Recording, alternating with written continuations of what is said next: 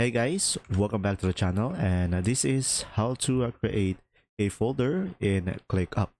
So first thing is just simply go ahead and go to one of your spaces over here, and let's say I'm gonna go for the personal over here, and you should be able to see a drop down, and you should be able to see the list of your folders at least.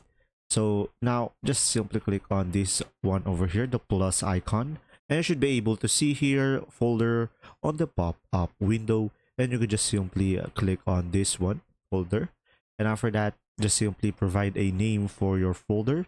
Let's say I'm gonna go for test one, and just simply click on the add folder icon over here in order for you to add a color. So pretty much this will be depending on you, and you will have here the preview, and after that you could just simply go for the statuses over here, and you will have custom type over here based on your own preferences.